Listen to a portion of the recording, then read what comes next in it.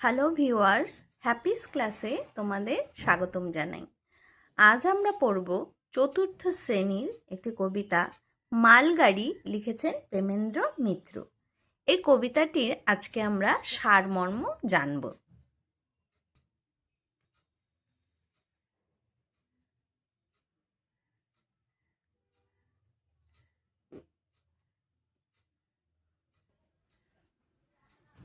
চাই না আমি তুফান কি মেল ট্রেন, মালগাড়ি হই একটি শুধু যদি, ঘটর ঘটর দিন রাত্রি চলি, নৈকো তারা যেন ভাটার নদী।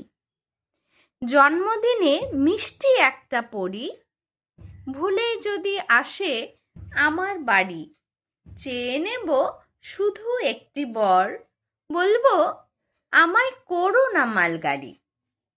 আচ্ছা, এখানে বলেছে বলবো আমায় করো না মালগাড়ি, তাহলে এখানে কিন্তু মালগাড়ি করতে মানা করেনি। এখানে বলেছে আমায় মালগাড়ি করো। যেমন মনে করো আমরা কথায় কথায় মাকে বলি, মা একটু ভাতটা বেড়ে দাও না, তাহলে ভাতটা বেড়ে দাও না, আমরা কি মাকে মানা করলাম ভাত বাড়তে? না, আমরা বেড়ে দিতে বললাম, ভাত চাইলাম মায়ের কাছে। এখানে কিন্তু তোমরা ভুল বুঝো না, যে বলেছে বলবো আমায় করো না মালগাড়ি, মানে এই কথাটা এইভাবে বোঝাবে, বলবো আমায় করো না মালগাড়ি, এই অর্থে। ঠিক আছে, এখন আমরা এই কবিতাটার সারমর্মটা একটু বুঝি। কি বলেছে দেখো, মালগাড়ি কবিতায় কথক শিশুটি তুফান বা মেল ট্রেন হতে চায় না। সে কি চায় বলো তো? সে চায় একটি মালগাড়ি হয়ে সারা দিন রাত ঘটর ঘটর করে চলতে। তাহলে ভাটার নদীর মতো তার কোনো তাড়াও থাকবে না, তাই না? আর তার জন্মদিনে যদি কোনো পরী পথ ভুল করে তার বাড়ি চলে আসে, তবে সে তার কাছে কি চাইবে? তার কাছে সে বর চাইবে যে আমাকে মালগাড়ি করে দাও।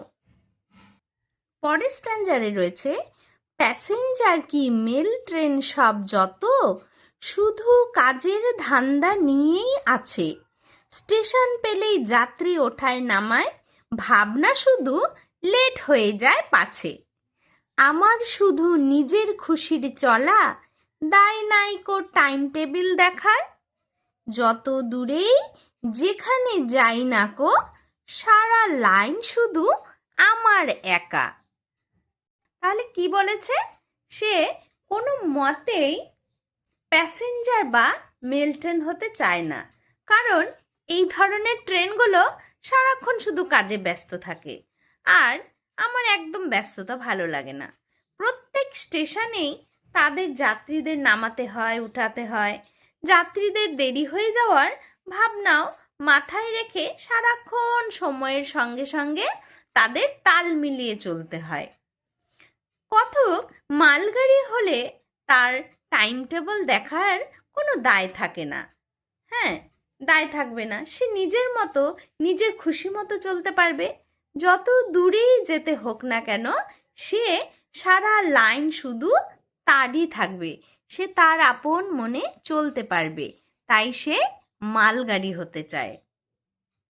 তারপর বলেছে, ট্রেনগুলো তো এক লাইনেই ছোটে, যাওয়া আসার বাধা ঠিক ঠিকানা, আমার জন্য সব রাস্তাই খোলা, থামতে যেতে কোথাও নেই মানা, ওরা যখন হাঁসফাঁসিয়ে মরে, যাচ্ছি যাব করেই আমার যাওয়া, ওরা শুধু পৌঁছতে চায় ছুটে, আমার সুখ তো অশেষ চলতে যাওয়া। দেখো কি বলেছে, যে যাত্রীবাহী ট্রেনগুলো সব এক লাইনে দৌড়ায় না, এই এখন একটা ট্রেন আসছে, পরে আরেকটা ট্রেন আসছে, কেউ থামছে তো কেউ চলছে, তাই বলছে যাত্রীবাহী ট্রেনগুলো সব একটা লাইনেই দৌড়ায়, তাদের যাত্রাপথের ঠিকানা বাঁধা রয়েছে, যে কে কোন স্টেশনে থামবে, কোথায় থামবে না। কিন্তু মালগাড়ির ক্ষেত্রে তা কিন্তু নয়, তার একটা লাইন আলাদা, সে এক লাইনেই থাকে, তাই না? তার কোথাও সময় ধরে থামতেও হয় না, আবার ছুটতেও হয় না, সে তার আপন বেগে ঘটর ঘটর করেই চলতে থাকে। মালগাড়ির ক্ষেত্রে সব রাস্তাই খোলা থাকে, কোথাও থামতে বা যেতে তার কোনো বাধা নেই। কাজের চাপে তো যখন সাধারণ ট্রেন হাঁপিয়ে মরে, তখন মালগাড়ি ধীর গতিতেই চলতে পারে। বাকিরা ছোটে গন্তব্যস্থানে পৌঁছতে চায়, মালগাড়ি অশেষ পথ দীর্ঘক্ষণ ধরে চলতেই ভালোবাসে। মানে মালগাড়ি এত তাড়াহুড়ো ব্যস্ততা পছন্দ নয়, সে ভালোবাসে ধীর গতিতেই চলতে। ঠিক আছে, এই কবিতাটির সারমর্ম আমি তোমাদের বলে দিলাম। পরবর্তী ভিডিওতে আমি তোমাদের এর উত্তরগুলো, হাতে কলমে যে উত্তরগুলো রয়েছে সেগুলোই বলবো। আর আমার এই চ্যানেলটি যদি তোমাদের ভালো লেগে থাকে, আমার পড়ানোর ধরন যদি তোমাদের ভালো লেগে থাকে, তাহলে অবশ্যই আমার পেজটাকে কিন্তু তোমরা লাইক করবে এবং চ্যানেলটিকে সাবস্ক্রাইব করে দিবে।